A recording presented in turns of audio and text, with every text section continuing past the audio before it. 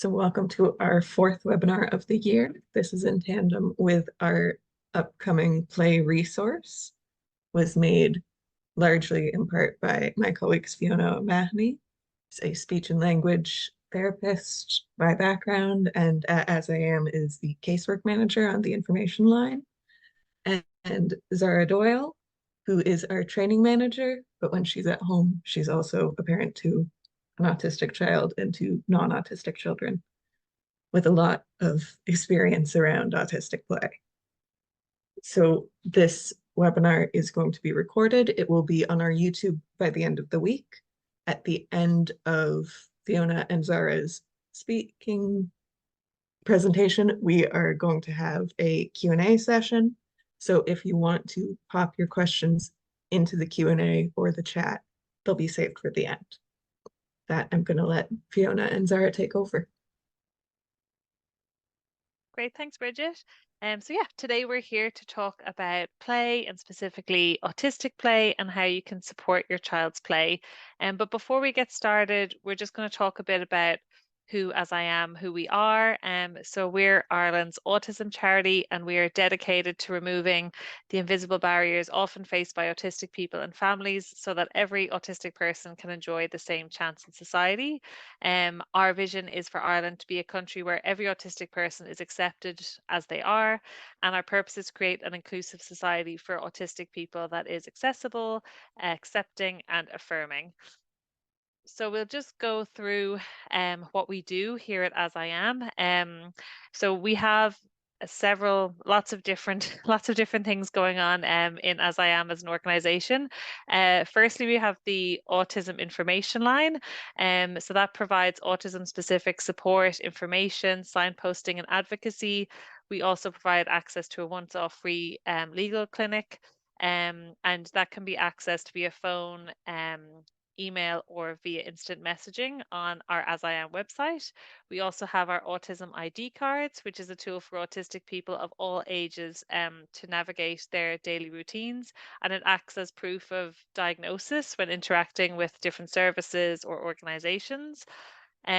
We have our child and family support program, which empowers and educates parents so that they can best support their children while providing free activities for autistic children and teens to engage in a safe, relaxing, and fun environment. The family support program holds clubs online and across the country, including hangouts, groups, Lego clubs, history clubs, coding clubs. And lots of different and fun groups there. Some other things that some other parts of As I Am are the Adult Support and Wellbeing Program, which provides support spaces that are safe and empowering for autistic adults. Groups include social connection and activity or hobby-based groups such as book clubs, games nights, and lots more. There is also an employment program, which provides employment groups for job seekers and individuals looking for a career or job change. We have a strong policy and advocacy team that our policy team is directed by the autistic community with ongoing engagement and consultation on key policy areas. And our focus is to bring key issues to the centre of government policy. And we also have our fundraising team, which has achieved a lot over the last 10 years. And last but very much not least is our training and accreditation, which of course Zarah is manager of. So this includes organizations, businesses, and public bodies who complete a number of steps and reach the standards of training and competence of best practice and autism-friendly experience. And they can receive their autism-friendly accreditation through As I Am. So this includes employers, businesses, tourism experiences, and towns. So schools can participate in our Autism Friendly Schools program as well. So if you're interested in finding out any more about As I Am, you can follow us or check out our website and see kind of all the different work that we're doing. Okay, so just to start off, Zarah, do you want to do the poll? Yep, so Bridget has just launched it there. So everyone, if you want to take just 2 minutes to answer some of the questions that we've asked, it's just to gauge the understanding, I suppose, of autistic play before we get started.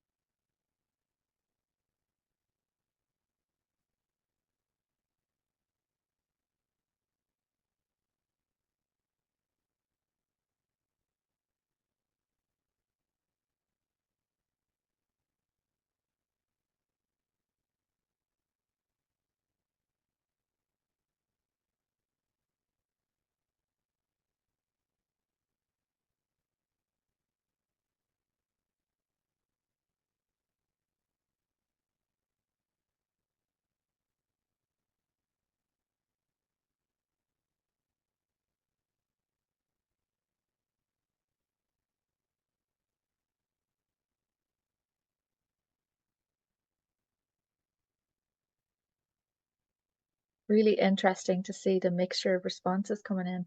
Yeah.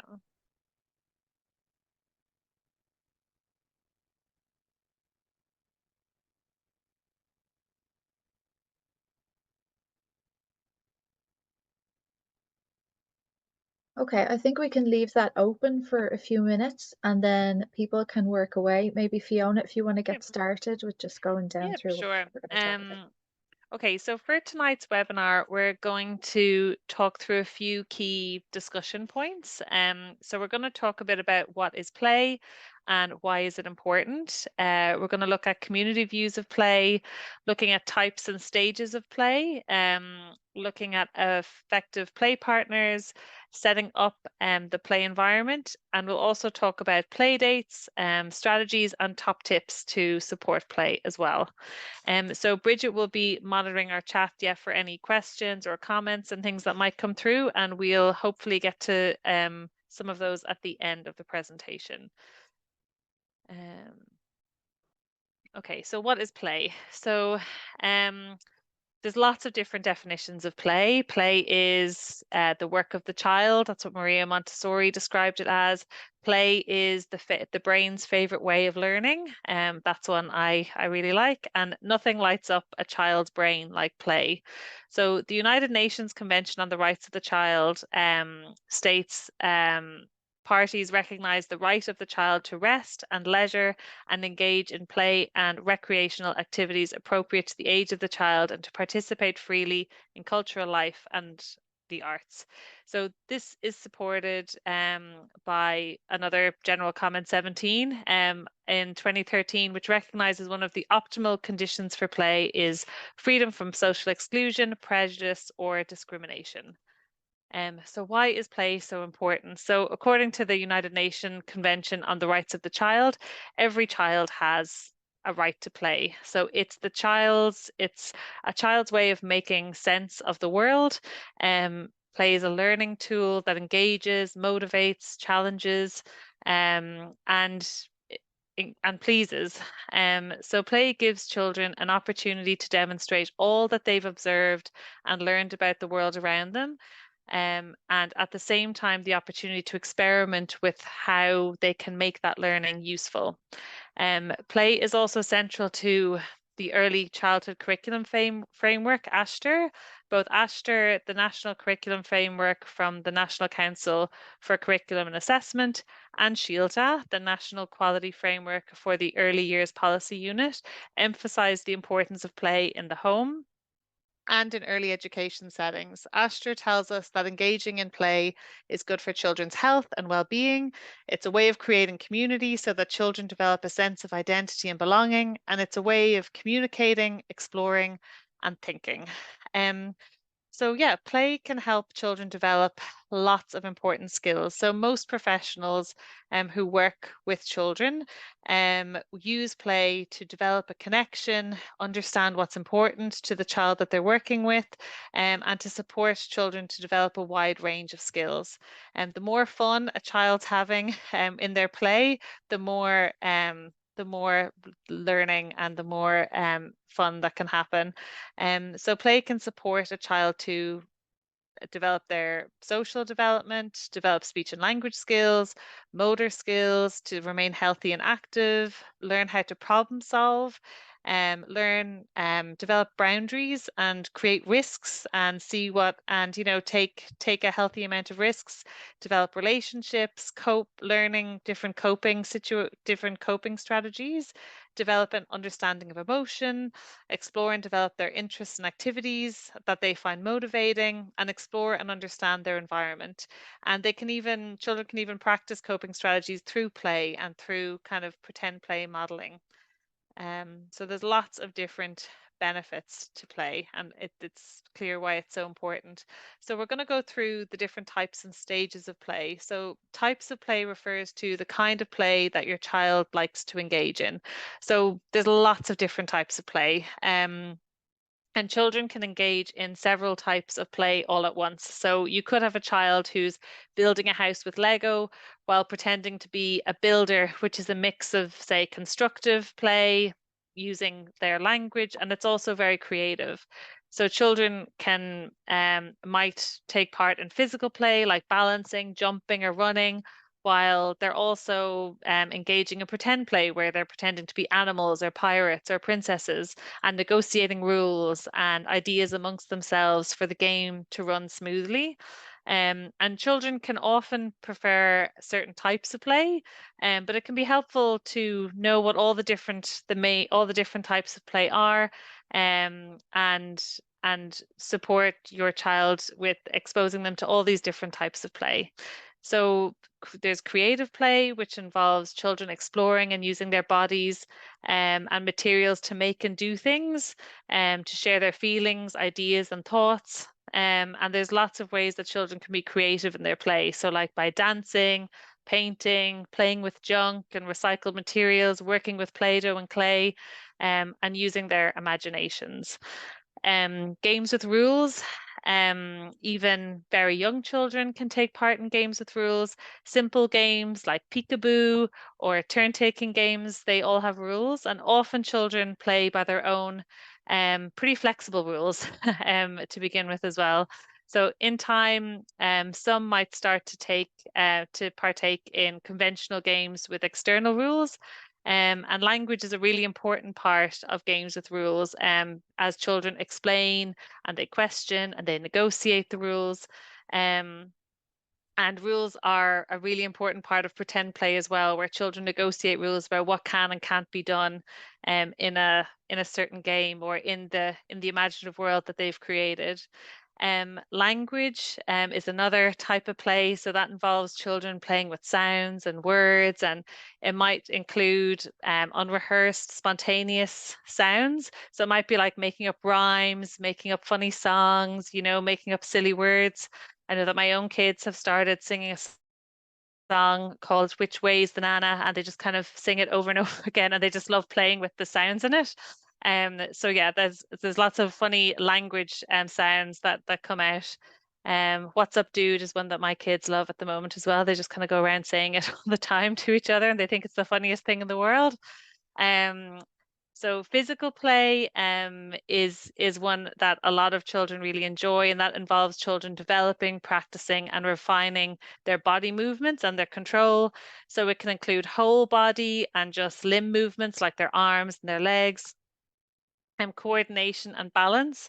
And all these activities involve physical movements just for their own sake and enjoyment. So like climbing and jumping and skipping and tumbling and crashing into things. And yeah, so there's lots of different types of physical play that children really enjoy. And then of course there's pretend play, which pretend play can come in lots of different shapes and guises, like dramatic play, make believe, role play, fantasy play. small world play where children are playing with like little small scale representations of real things like animals and people and train sets and things like that. Um, so yeah, that just gives us an idea of the main types of play that children tend to like to engage in. So we might also look at the stages of play. So the stages of play refers to the 6 categories that were created by Mildred Parton in 1932, and it looks at the 6 categories of social engagement or participation that children can engage in during play. So knowing a child's stage of play or what stage they're in or what this stage might look like and ways to support play at different stages can be really helpful. So just to note that for a lot of children, what stage of play they're in is not, it doesn't kind of follow a linear path, you know, that like lots of children can move between these stages depending on what they're interested in that day, their energy levels, and their preference for how they're going to play at a particular time. So you might sometimes really like playing with lots of other kids, and sometimes you just want to play by yourself doing something that you really love. So it moves between the stages.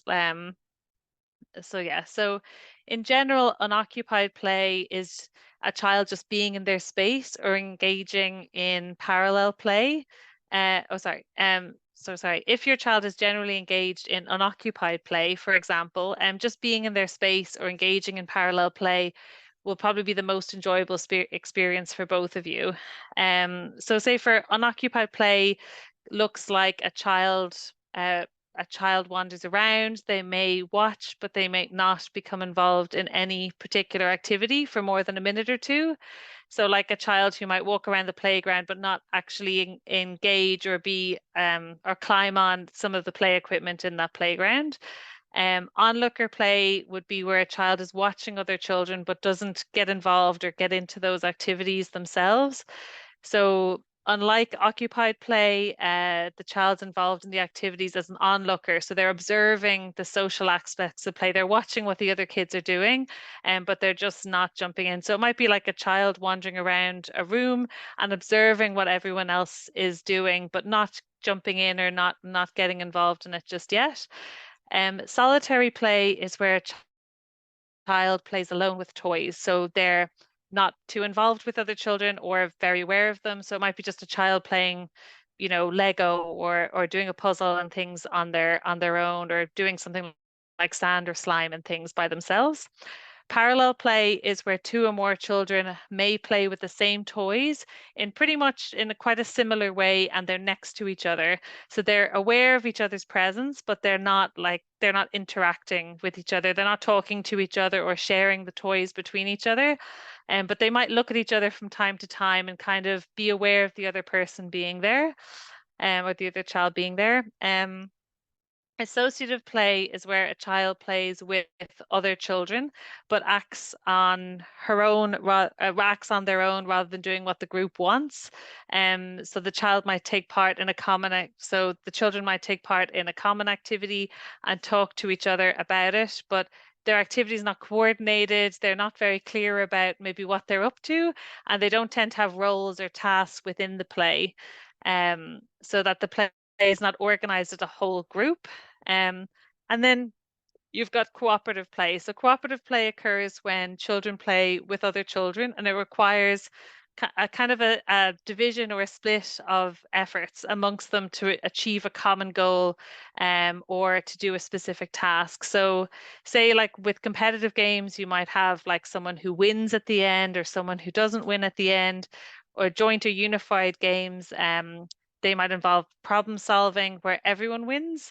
Through this stage of play, children tend to learn lots of problem solving, self-advocacy, decision making, and teamwork, and kind of how to resolve conflicts. You know, when you both have different ideas, how do you kind of work together to kind of make the game what you would like, what makes you both kind of content to keep playing that game.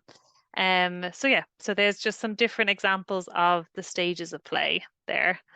Um, okay, sorry now.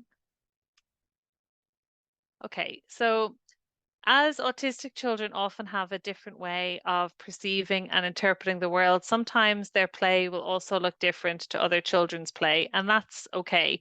There's no right or wrong way to play.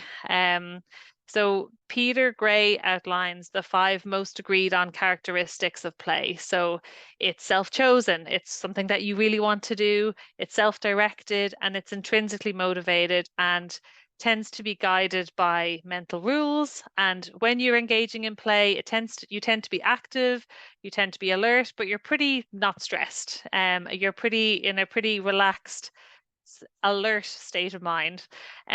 So it's very understandable as a parent. It's very understandable for any parent, I guess, that you want to do the best for your child so that they can thrive. So you often get, I think a lot of us often get from lots of different people telling us lots of information about play milestones and things like that, and what type of play what type of play that we should be engaging in with our children. So that can make you sometimes feel worried. It might make you feel under pressure to change your child's play or to make it look a bit more typical to what you think typical play skills and showing typical interests. But if we think of autists, if we change a child's play to look more predictable or look more what we like, or what we think it should look like, it no longer falls under the definitions of play. So if a child begins to play more appropriately, not because they are intrinsically motivated to, but to receive praise or to get positive reactions from someone else, then it's not really play. It's not coming from them. So there is accepting whatever way your child likes to play, listening to their voice and supporting their preferences while building on their strengths is the best way to support their play. So we'll talk through some different strategies around how to support play. So just a quick note here on masking. I don't know if anyone has ever heard the term masking before. But masking is when an autistic person either consciously or subconsciously hides their natural autistic behaviors and responses.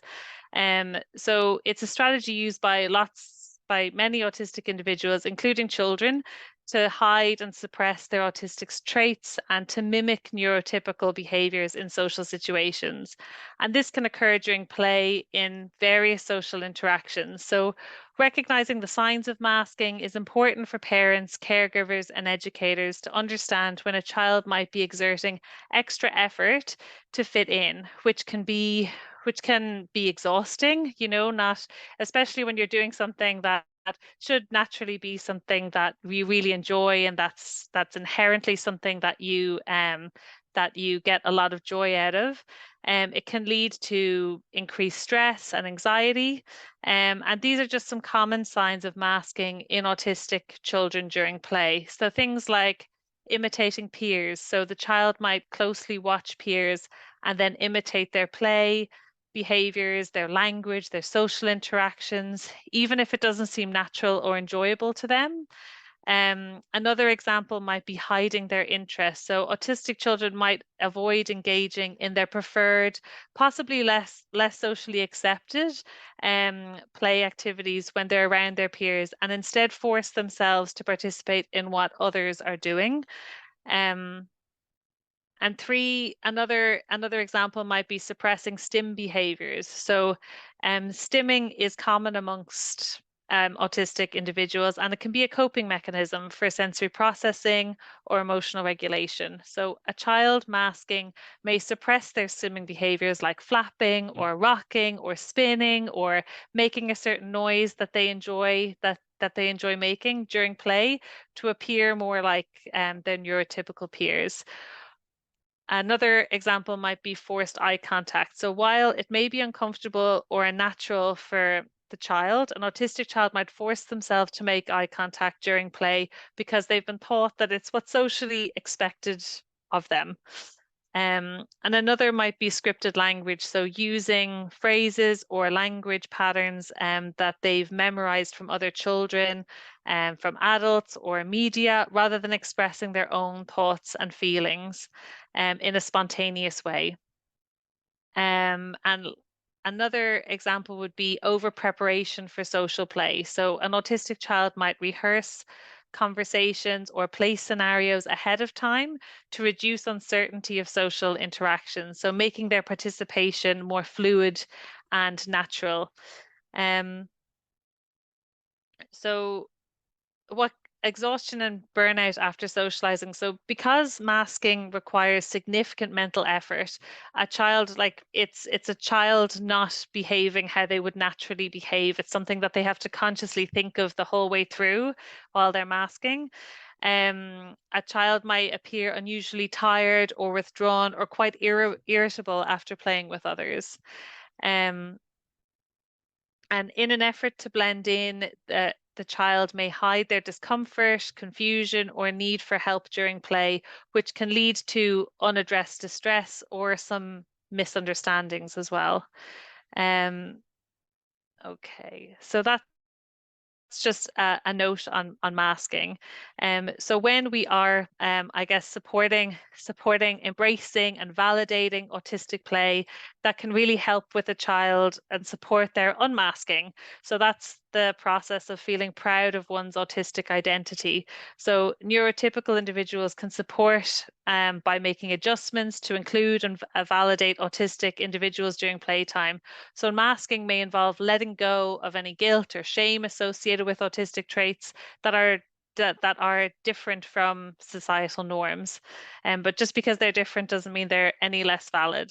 Um, okay, so we'll talk through some different strategies that can support your child's play.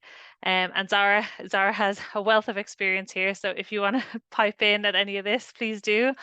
Um, so one key strategy when it comes to supporting your child's play is following their lead. Um, they know they know what they like, they know what they enjoy, so watching, observing what they're interested in is a great way to start following their lead and seeing what they would really like to play with. So a good strategy can be observing, or I think they call it OWL. So observing. So observe when you're observing your child, when you're trying to follow their lead, look at what their body language is doing, what are their facial expressions like look for that glint in their eye where they see something and they go towards it. Looking at their actions, their movements, notice where or what they're looking at and where their attention is when they're in a room. um if they're reaching, if they're pointing, all of those will give you an indicator as to what they might be interested in or what they might want to play with. um Waiting is another key part of allowing your child to take the lead. And when you wait, you give yourself time to observe what your child's interested in, and you might wait to see what they do next. Waiting is really powerful. It's a really powerful strategy to help your child take the lead, but it can feel quite uncomfortable for a lot of us when we're used to moving at a faster pace, and we might have some ideas ourselves. Waiting, even when it's for a short time, can feel very long, especially in some of these play situations if we're not as familiar with them. So if it's helpful, even just trying to remind yourself to wait, to count to a certain number, like maybe counting to 10 or something in your head silently, can be really helpful to just give your child that time to initiate, to show you what they're interested, to kind of have a look around and see what they might want to play with. And then the last part of OWL is listening. So listening means paying close attention to all of your child's words, sounds, and any possible communication attempts that they make. So acknowledging and honoring any message that your child might be trying to send you. So when you listen and you acknowledge your child's message, you're also letting your child know that what they communicate is really important to you. You really care about what they have to say. and this helps build that connection and trust and confidence. So those are three different ways. So when it comes to following your child's lead, think OWL. So observe, wait, and listen, and that can often help with following your child's lead. Um, Sensory preferences, so respecting and kind of considering your child's sensory preferences in terms of touch, sound, smells, taste, what they visually like to see and things like that. And including these in their play can be a great way to support your child's play. So for example, if your child loves to play with different materials, loves different types of textures like kinetic sand or Play-Doh or cloud dough, things like that, or water, or if they actually may really not like any of those types of play and they're quite aversive to different textures. So just considering those sensory preferences can be really important. Or if they like certain sounds or songs, if we have any, like I know my girls, they love Frozen, so they would sing that throughout the day. So even like including some of those interests, some of the sounds that they might like to hear and things like that can be really helpful.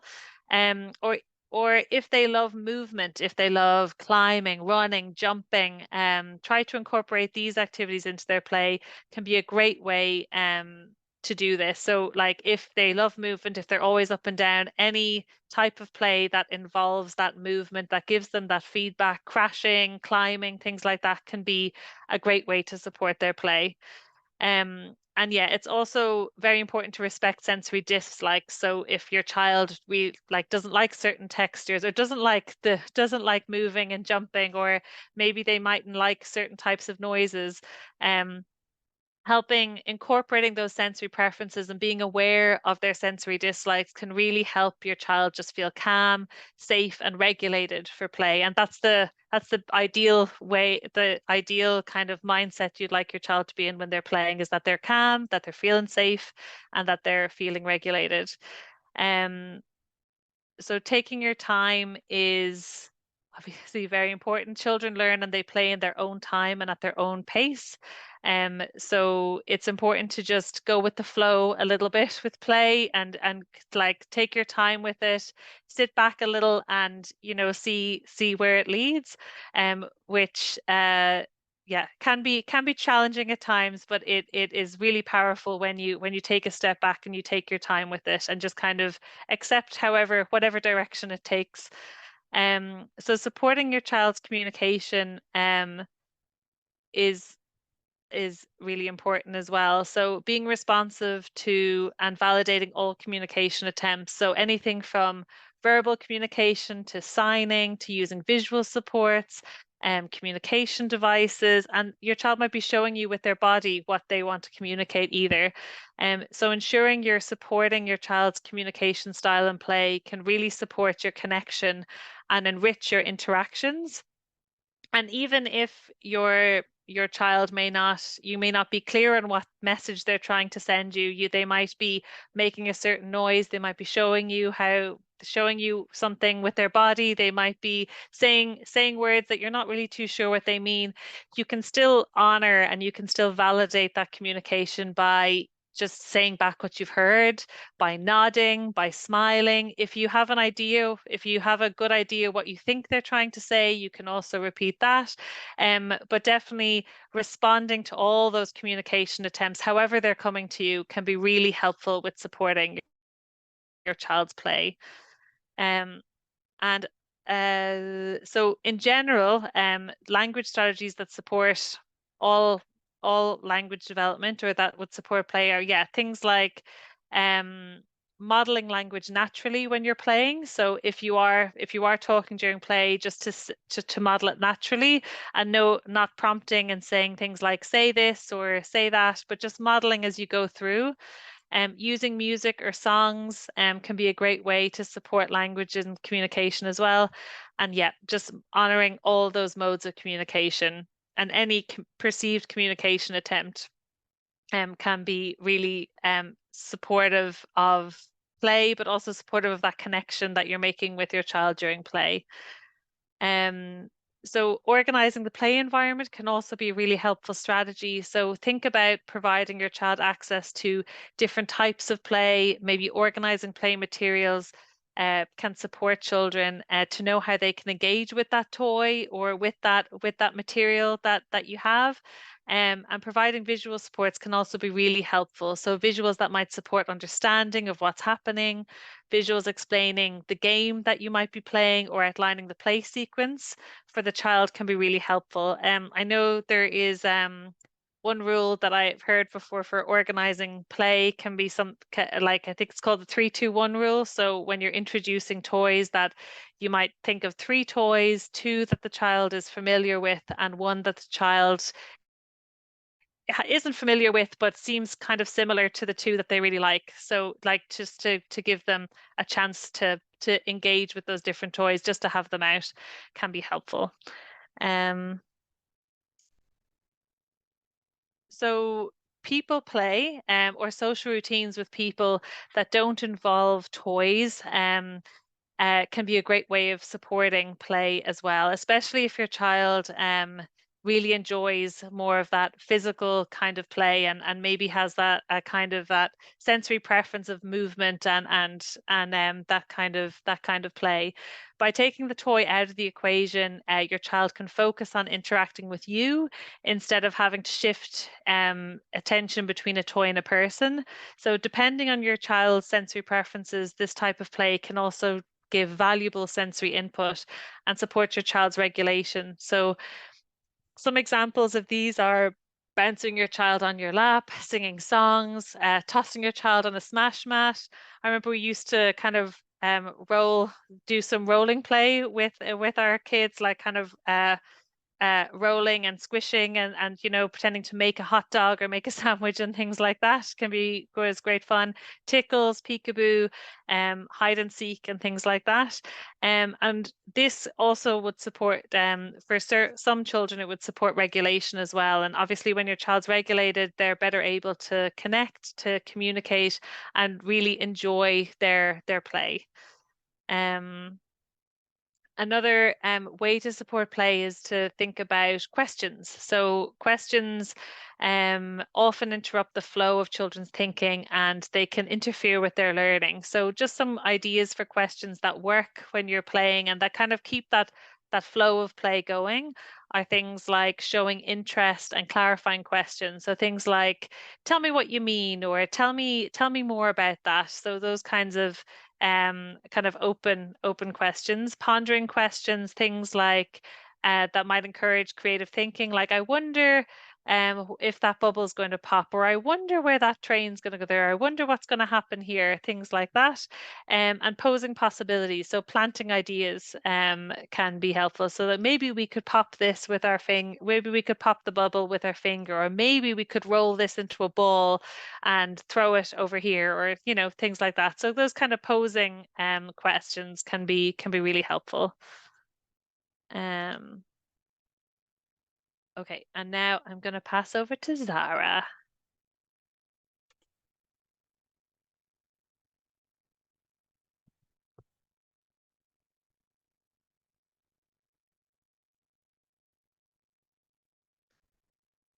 Okay, everyone. Thanks, Fiona. So I am just going to build on a lot of what Fiona has kind of touched on already.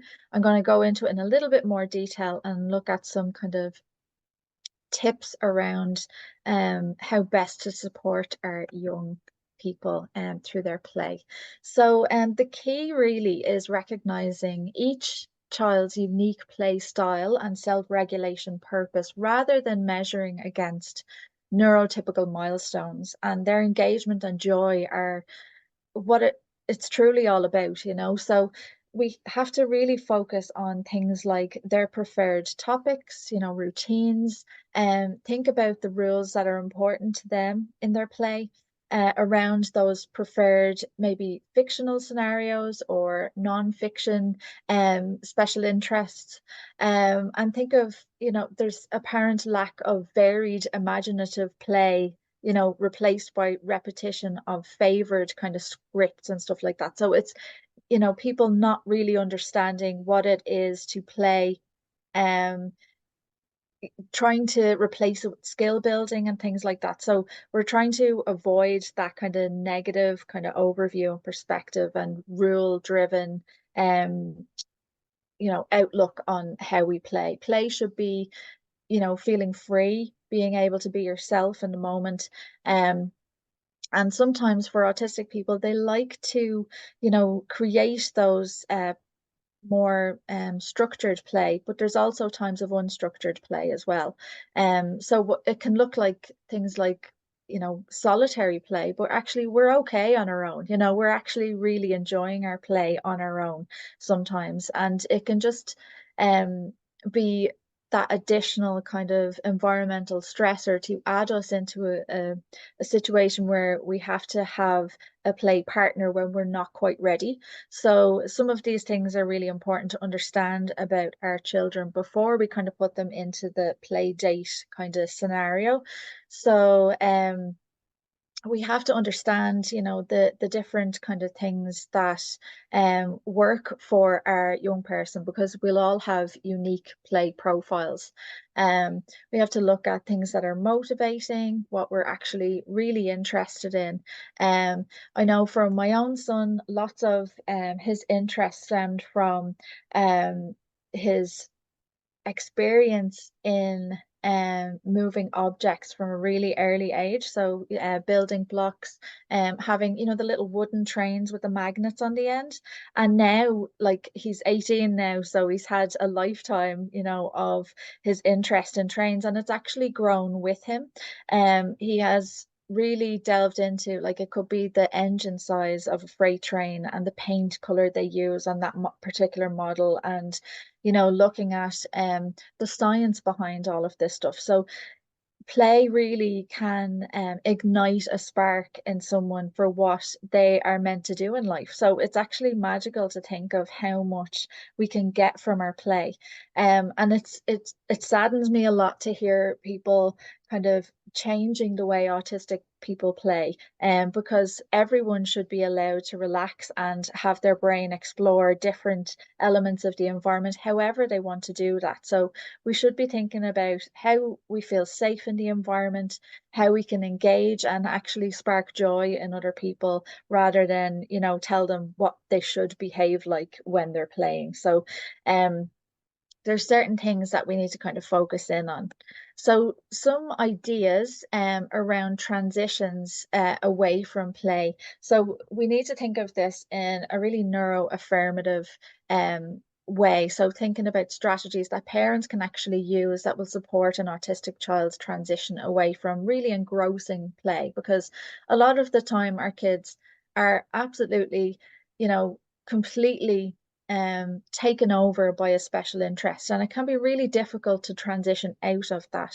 And it's really to be mindful of what we can do to facilitate them in actually, you know, enjoying that time and knowing what to expect from the environment as well. So when we provide things like visual schedules and timers, um, there is a reason behind it, and it's so that the child can learn to anticipate and feel secure in changes through really transparent kind of warnings, you know, from ourselves, to let them know actually we've something coming up now that you have to leave this activity, but giving them the forewarning that they can actually think about what they need to do in order to prepare. So connecting the next activity as well to their interests to build motivation for moving forward through meaningful kind of follow-up steps. So not just kind of going, okay, that's the end of that, and clearing the activity away, giving them kind of a countdown, or, you know, telling them what to expect is coming up next,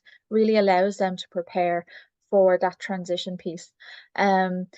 Then other things you can do are like gently join in their play to understand, you know, get down to their level, consider the interests and routines, and kind of show them how you can disengage from different activities by talking about your feelings sometimes. I'm really sad that we're nearly finished with this, but it's time to actually move on to the next thing. It could be dinner is starting, or, you know, just giving them um some kind of guidance and helping them to feel secure in the transition as well, that you're there to help them if they need you.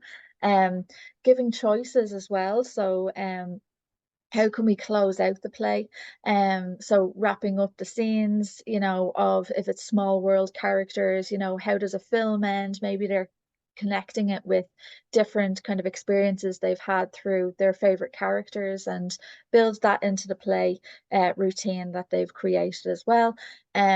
I know when I worked in preschools, there was a lot of, flicking on and off the lights to let people know that actually we're almost finished with play, or we'd have like songs for transition. Now, for a lot of autistic people, they don't like people singing songs. So just to be mindful, if your young person is kind of not into singing, to be aware of that. That doesn't work for everybody. And none of this will work for 100% of children as well. That's really important to be mindful of. That we need to as well validate feelings around leaving play, that it is really frustrating, and acknowledge that without judgment. So we have to offer kind of regulated alternatives, and respecting those sensory needs as well. And the use of things like visual or social stories, showing other children's experience of calm transitions to kind of show that what self-awareness of shared kind of humanity as well in that experience. And then the goal is really honoring their focus through compatible kind of redirection. So respecting control, competence, and communication needs as well. So in time, a consistency will support more kind of flexible energy, I suppose, around finishing up play routines. Um, so it's really important that we give those rules and expectations. So autistic people like to know what is expected of them. So it's important that we write down the rules, even if it's done in a through visual, whatever way your young person communicates. You talk about what can be done, what can't be done, and what will happen if the rules are broken. So we're just talking about, what to expect again. So a story showing a child putting favorite toys in a labeled bin before snack time to find them again easily later. It's not the end of the toys forever. You're kind of giving some kind of predictability around the routine of finishing up an activity. A story about two children playing with blocks together and noticing the timer. So one suggests finishing their building their road or their bridge before they clean up.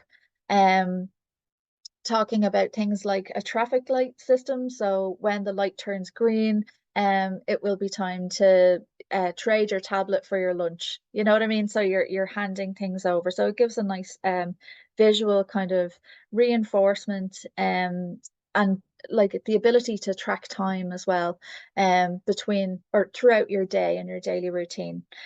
So play visuals, we really need to look at creating a neuroaffirmative play environment, which involves designing spaces and activities that are inclusive and supportive of neurodiverse children. So including those that are autistic, that might have a diagnosis of ADHD and other neurological differences as well. So we can have photos illustrating 5 more minutes of pretend play, and then shifting to calming activities like reading together on the couch, or, simple images or video modeling, showing deep breaths, or a favorite weighted item, maybe, the way you can get the little lap pads, or weighted teddy bears, and that really helps to keep you calm, particularly at a time of transition. So it can be a transitional object. A story book format, making the transition or social routines more explicit through thought bubbles and speech bubbles. We used to do a lot through comic book conversations. I don't know if anyone remembers bit strips for schools.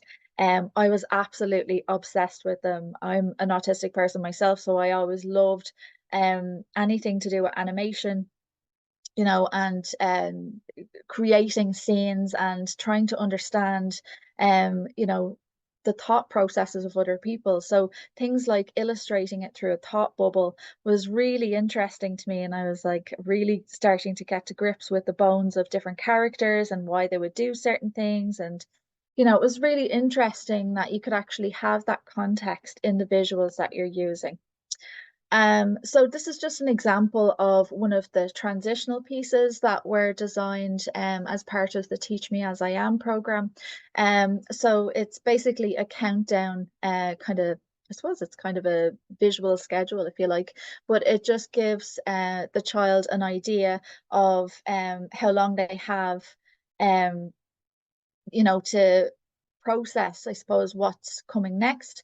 And they can tell you when they're ready, or else they can give a thumbs down for when they're not ready. So it's really important that we have that self-advocacy piece, because that really does start from an early age when, our kids need to understand that they have that personal empowerment and autonomy, and there is effective communication that they can use, regardless of whether they're non-speaking or they have that kind of ability to advocate for themselves.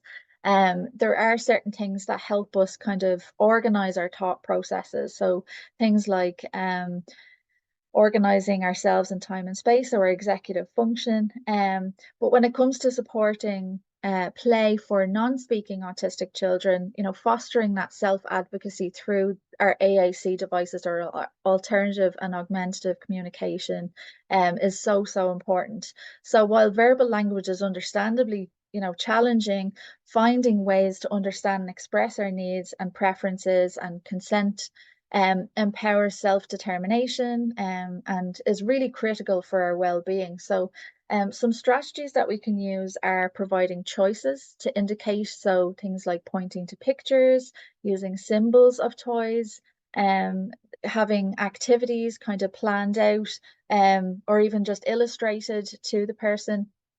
And different people maybe that they choose as play partners can be really interesting. It could be a sibling, could be another parent, it could be a friend or a peer, or a neighbor or something like that. Could also be a pet. There's lots of different play partners that we can have. So through an accessible kind of AAC system, it's really helpful to promote understanding of feelings and our environment as well. So we can model things like people when they're feeling upset, how they can manage or expect the activity to kind of end if, for instance, the other child is upset. How are they supposed to interpret kind of the emotional environment in that way? So sometimes that visual can really help with that. And then sounds and sensory items that bring joy versus discomfort. So what are our sensory preferences? That can really be brought into that self-advocacy piece as well. And they're able to show you, what they're really interested in. And have also informal communication books and apps, with things like photos of, their own kind of comfort items, simple phrases about play topics they enjoy or would like to know, they would like more of, to share that kind of control. And then we can also watch carefully for body language, eye gaze, or stimming patterns as potential cues about how to best support engagement, versus signs of needing a break. So it can be difficult to kind of understand the communication piece behind that. What are our kind of desires, I suppose, in that moment, and trying to figure out things. And usually the parent is in the best place to actually understand what that means. So if your child is going to a neighbor's house, for instance, and that parent doesn't happen to know your child that well, that you can explain these things, and it's part of our communication and sensory profile, that people can understand what our kids need. So practice waiting patiently with respect for processing time, instead of things like noticing masking occurring when a child is feeling uneasy, like things like noticing that a child is forcing eye contact when actually you are well aware that they're not feeling great about the situation. So it's look out for those indications for readiness. And I suppose the aim is finding friendly kind of means within their abilities and comfort zone for making autonomy and self-direction a reality, and rather than an abstract concept. So their confidence will really blossom through feeling heard in the moment. And then even for a speaking autistic child, fostering self-advocacy skills remains essential during play and throughout development. So, while verbal language abilities exist, communicating needs and preferences adequately can still pose challenges. So it's important to remember that as well. So just to give you some examples of some of the visuals that are really helpful throughout play and that support self-advocacy and autonomy in the environment. So providing choice, letting the child know that it's time for them to make a choice. It could be around the activity, it could be around, if they want to take a break. If they're ready, sometimes they might need a few more minutes to prepare themselves to be ready for an activity. And if they want to stop, if they want to go, sometimes they want to go faster, so it's really understanding and interpreting the signals that they're bringing to the situation. Understanding things like turn taking, these are all part of communication. And I suppose sometimes they're not actually taught in a very explicit way. So it's important that we have those visuals there as a guide. So what do we mean when we say my turn or your turn? Has that ever been explained to the child? And we have to model that and, show different examples of what that might look like. And if a child wants to pause a game, and they might be able to do it on a screen, but can they do it in real life? Are they able to say, hold on a minute, I need to go to the toilet? Have they got that wherewithal or prompt or ability to say, I need to stop playing for a second? Or do they have to resort to protesting, and making it look like they're being difficult in a situation when actually all they need to do is pause for a minute? So if they're given that if they're freed up to communicate those needs, then that can be really helpful. And it's important as well for a parent experience, particularly in the early years when we're kind of coming to terms with the fact that our child is developing in a different way in terms of what our expectations, I suppose, of what play should look like, or what we've been raised to believe what neurotypical play is. It's important to understand that, that's not going to look the same for an autistic child, and to respect that difference and consider that actually there's different ways of playing, and it should be about freedom and being able to have joy and zest in the moment, that they're playing with whatever their preferred maybe toy is or person.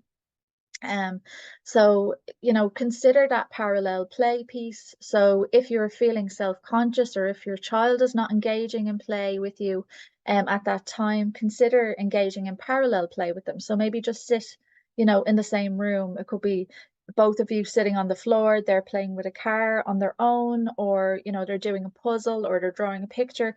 You sit down in the same kind of area, but not necessarily interrupting their play, and they can see that they feel comfortable with you, and then slowly but surely they'll start to engage in different ways. It might just be a glance at first, and then all of a sudden you notice they're sitting right beside you. So it's, you have to kind of give children time to warm up to play as well. So these things can be really important for gaining trust and feeling safe.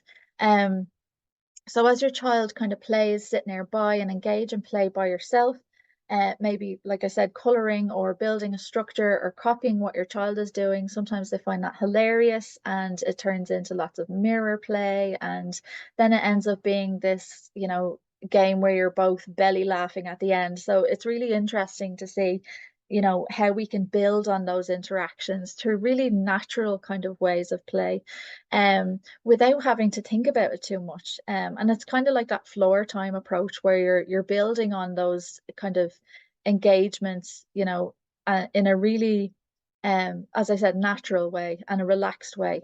And you become more and more comfortable with one another. And your child just becomes really interested in what's happening around them in the environment, because it's safe and they know that there's nothing that's going to scare them or, threaten them in any way. So things like play dates. Um, Something that you might ask is my child ready for a play date? So some signs and indicators that a child is ready for a play date is that they have the ability to be in a group of other children and they're doing okay. They're able to play. Maybe it's parallel play, maybe it's actually play with, it could be board games, depends on the age and stage of the child, obviously. But going on play dates in another peer's house or inviting peers to a play date in your house can be a great way of building those relationships and play skills. And play dates can be really exciting, but also can be quite daunting, as it might be something new for your child and you as a parent. So play dates for any child can benefit from preparation and planning to ensure that everyone knows what to expect, So um, seek out play partners that your child will be comfortable with.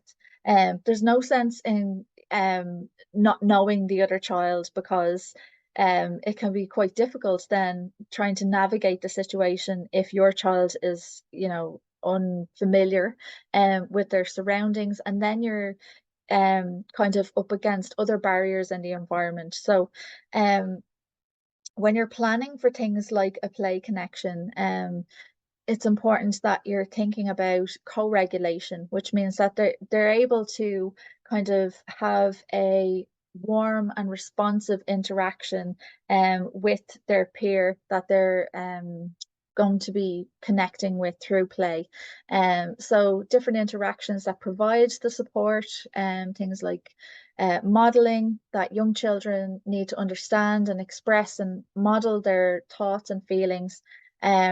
At its core, I suppose, co-regulation is really about providing the optimal conditions for our own and our child's self-regulation as well. So they're co-regulating with you on a regular basis, so it's not just with their peer group, but it's with everyone around them.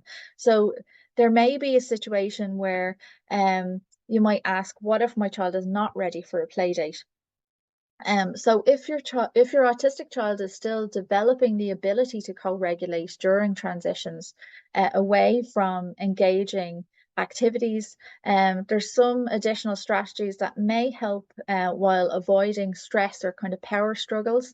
And this can be keeping transitions very simple, predictable and brief at first, with minimal language so that they don't become overloaded.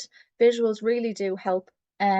Notice early signs that they may need a break from play, such as waning eye contact or increased repetition in different activities, looking for safety in the environment, and having comfort items nearby to kind of self-soothe as needed. Avoid forcing interaction or making demands, as this can really deregulate their nervous system. So let play wind down naturally on its own terms.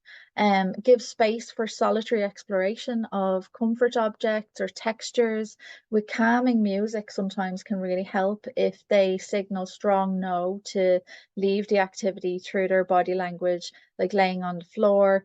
So just kind of give space to recover, I suppose, from a stressful situation.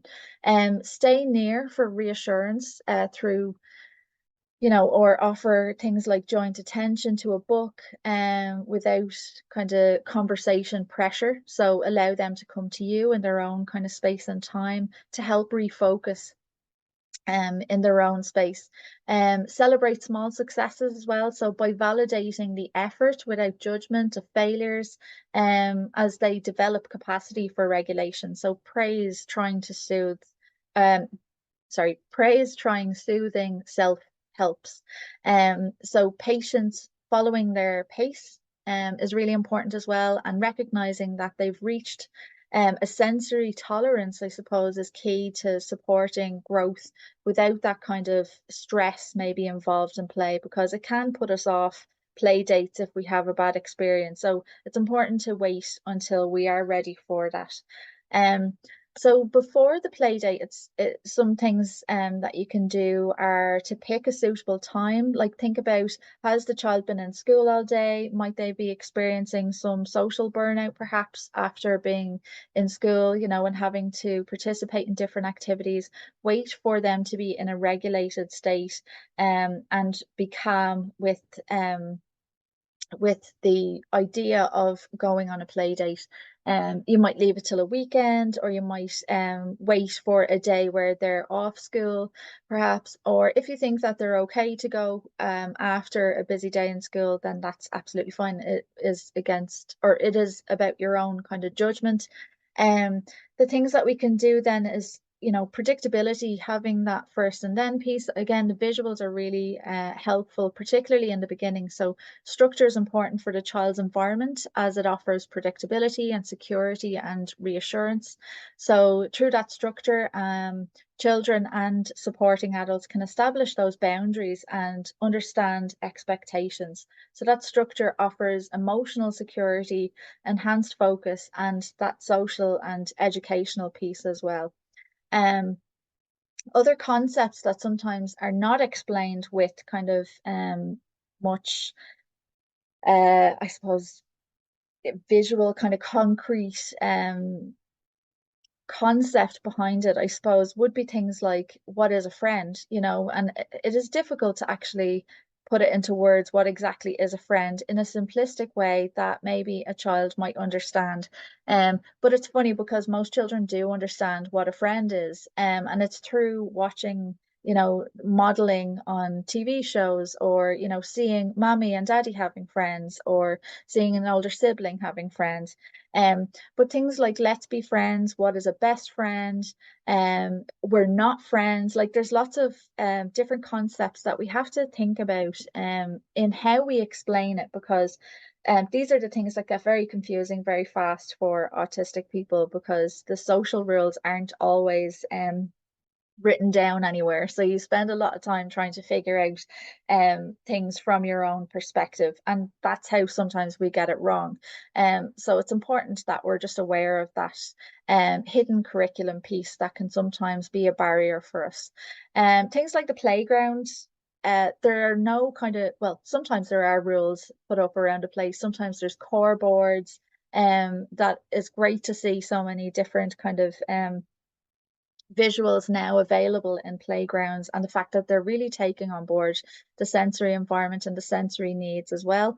And there's lots of sand pits, and there's swings for kind of vestibular and proprioception. So there's loads of learning pieces there for play, you know, and it's like a free OT session when you go to a playground. It's fantastic. I know we spent a good few years, probably way too many years, going to playgrounds because we knew that you know, it's regulation of the senses, you know, when you get to go there. But there are some times when it's too busy, too crowded, too noisy, and it's just not possible to access. So it's important that you pick the time.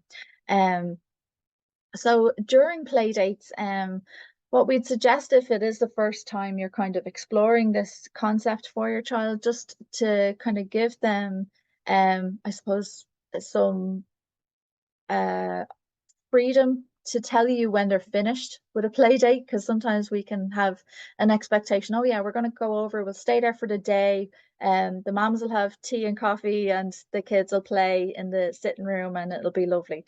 But actually, you know, it might be just too overwhelming to expect that. So what we would say is manage your expectations around the time that you spend on the first play date, particularly because it may be something that they're not willing to go back again. We want to avoid things like burnout as well from too much social you know, activity, I suppose. And then offering things like choice again. So choice is really crucial for a child during play. So it really does foster that autonomy and independence and personal development. Um, so I'm going to pass you over to Fiona now for the top tips piece. There are, you know, lots and lots of things we can talk about on the topic of play, and this is really just, I suppose, scratching the the surface this evening. And I know both of us, myself and Fiona, could probably talk about play all night long. But I am aware that I am 9 minutes over my mark now. So I'm going to pass you over to Fiona. I will stop share, like, or can you? Are you okay? Or I can talk, yeah. Too late. Okay.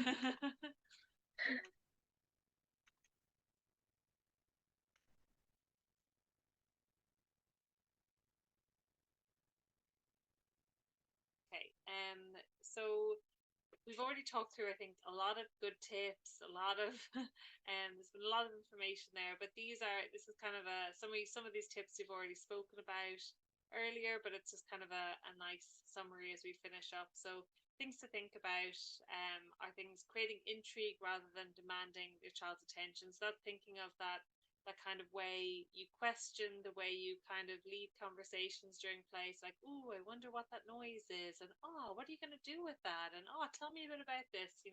Creating that intrigue, creating that kind of like that bit of a spark, rather than what's that, where are you putting that, what color is it, things like that. So creating that intrigue is a great way to support play. Waiting long enough for responses and allowing for sensory differences. So we've talked a lot about that waiting is, it's challenging a lot of the time, but waiting is like so important for giving your child that opportunity to take the lead, um and for giving you that, for showing you what your child would like to play with, and showing you kind of where their interests are lying, and what you how you can support that.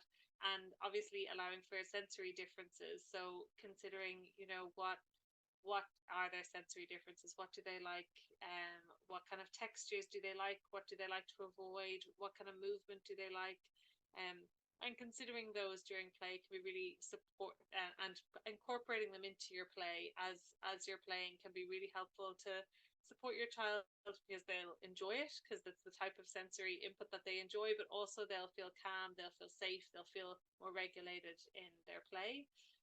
Watching for a gleam in their eye as a sign of interest and delight. And we all know, like, that kind of look of, oh, that looks great. We kind of know what that looks like. So looking for that sign of interest, of delight, can be really helpful. Being responsive to all communication is a great way to ensure that you're connecting with your child during play, and you're building on that. So that means just responding to any perceived, any communication attempt, verbal um be it verbal, your child using their body to tell you something, using sounds to tell you something, and responding. So being responsive just means that you're validating, you're repeating back to them what they've said, you're smiling, you're acknowledging that they're attempting to tell you something. Even if you're not too sure what that is, just giving them that acknowledgement can be a great way to build that connection between you while your child's playing.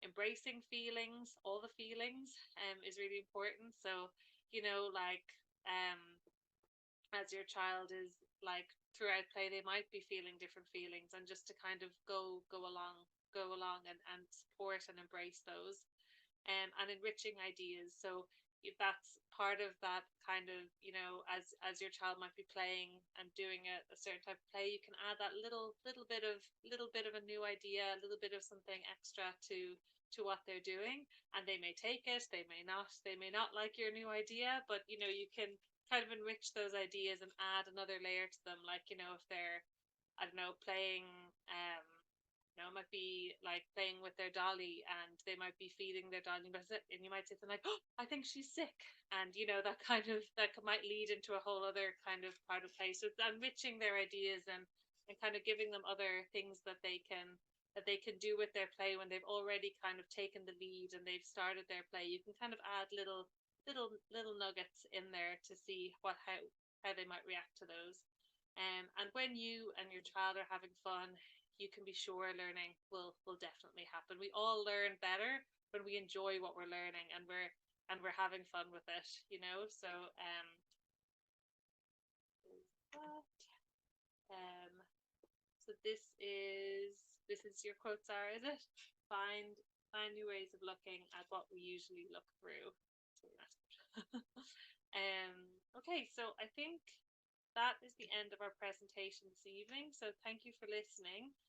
Does anyone have any questions that they would like to ask myself and Zarah?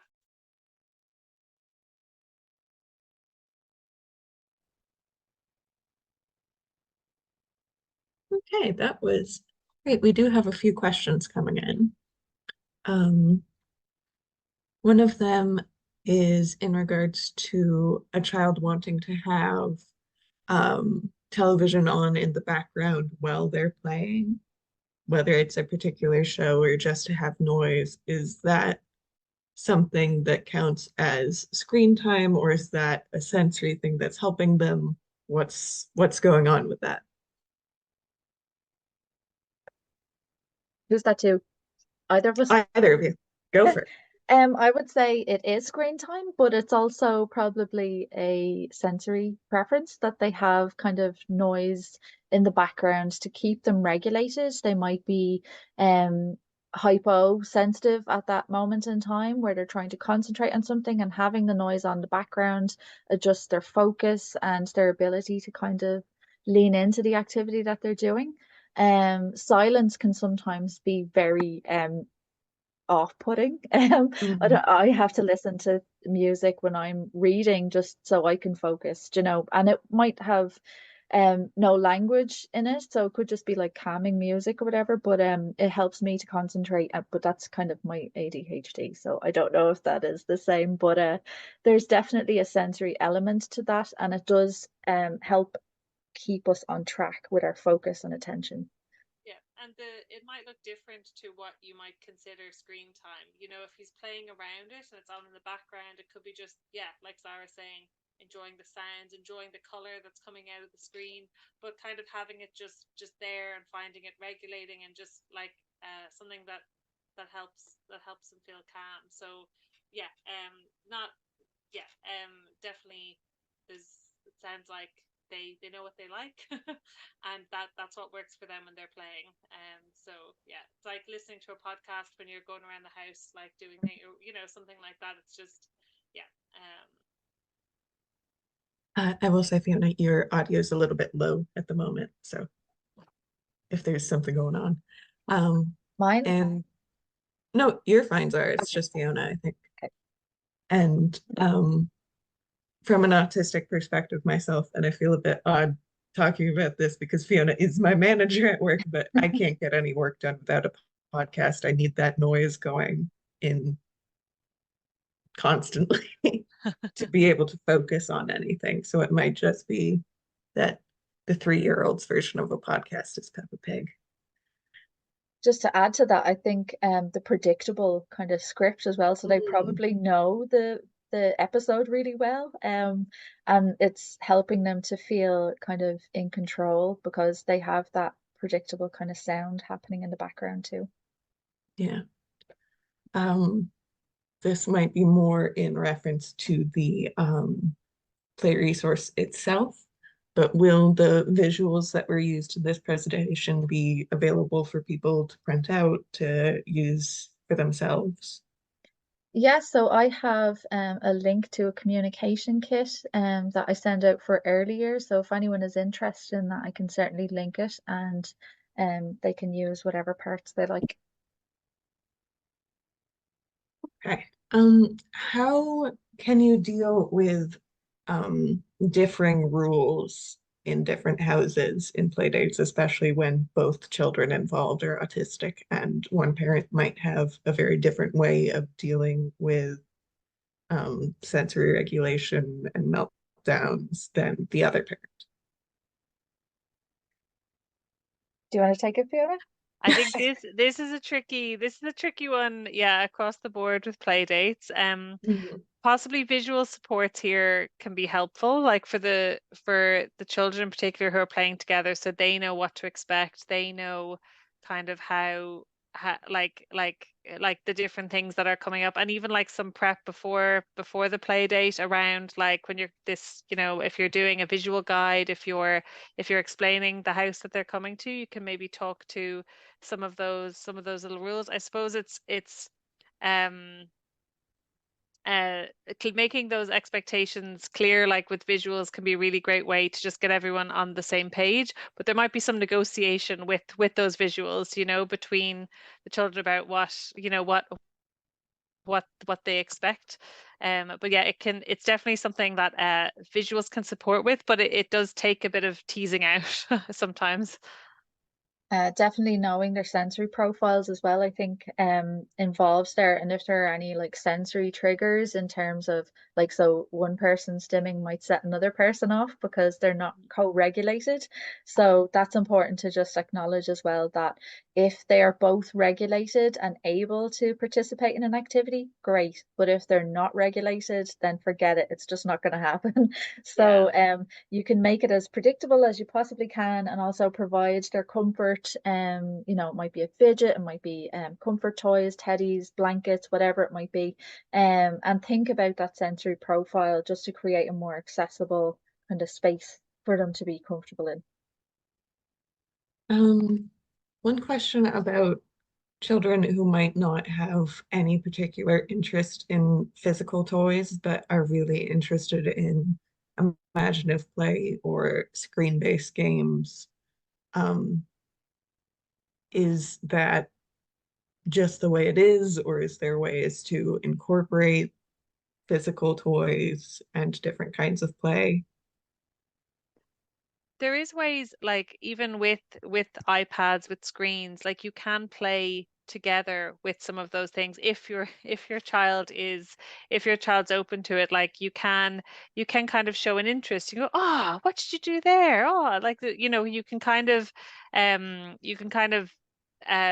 engage with them on what they in what they like. What they enjoy, I guess it depends what it is on their on if they like, if they're playing, say, what was it, if they're playing on an iPad, if they're playing something like that, it's what kinds of things they're doing on there that you might be able to bring to life in like real toys. So say if they're loving a farm game or they're loving a certain type of game, you can find Mhm. like, you know, objects that might be quite similar to it, and maybe play, like, you know, kind of like engage with those kind of as they're playing, and they might go, oh, what's that, what are you doing over there, you know, and kind of it's finding what it is maybe about that game that they love so much. And it can be just that it you know, it's constantly going, you know, so there's always a next activity coming. But it could be that they might see something familiar in the physical toy and kind of say, oh, like that's kind of interesting. I kind of know what to do with that because I've been playing with something like that on my iPad. That looks like fun, you know? So trying to find, I guess, some familiarity with physical toys and having those available might be helpful. I don't know if you... I Also, run, it sorry, go go go go. ahead, Sarah. No, I was just gonna say, like, all play is play. So Yeah. regardless of whether they have an object, you know, they're still playing, they're feeling joy from that activity. So that should be something that's celebrated in itself, that they have that interest and they'll build on it in their own way. Autistic people are intrinsically motivated to kind of create their own pathway in life. So it's very much just allowing them to be themselves in that space and to enjoy what they enjoy. And if you want to get involved in that, maybe just try and understand, like Fiona was saying, what their motivation is, what is it that they're actually attracted to, and start a conversation that way. But yeah, that's just my 2 cents. I would say I run our in-person Lego clubs, and the Minecraft Legos are always the first one gone. So there's always a way to incorporate what those games are in a physical sense. Um, Say the last one, and then we'll head out since we did go a little bit over. Um, what can you do when the play that the child is very much interested in is something that's also frustrating them? The one that this parent in particular describes is that this child's very interested in stacking, but doesn't quite understand balance and gravity and gets very upset when they collapse. And struggles with that sort of understanding. To me, that sounds like they've created a routine out of, the cause and effect piece of the play that they had. They may have had a situation where things fell and they seen another child getting upset as a result of, their structure falling apart, and they're repeating that process. But obviously, I'm not in that space, so I can't kind of comment on an individual kind of situation. But sometimes play can turn into that kind of anxiety attached to it when we're not quite understanding why it's not doing what we want it to do.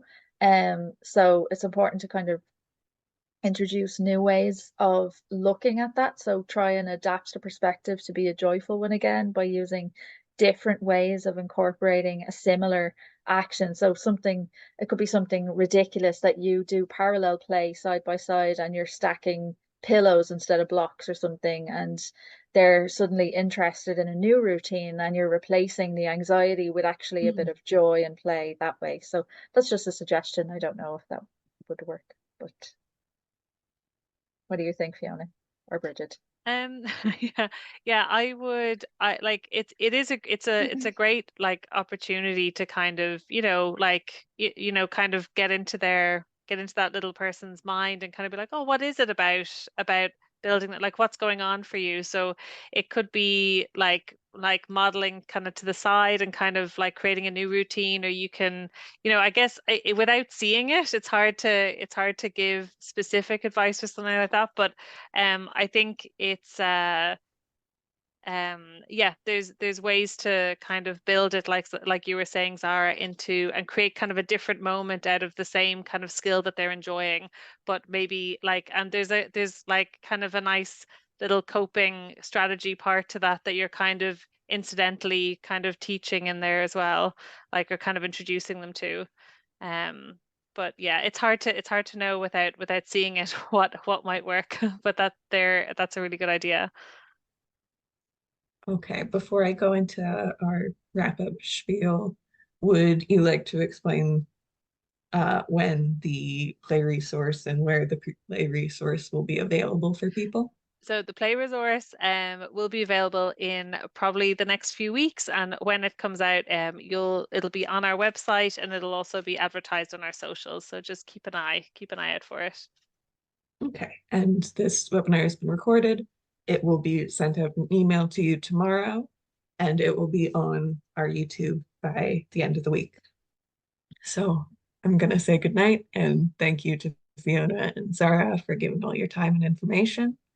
This has been really helpful, and we got a lot of good questions. Thanks, everyone. Thank you. Good night. Bye. Bye.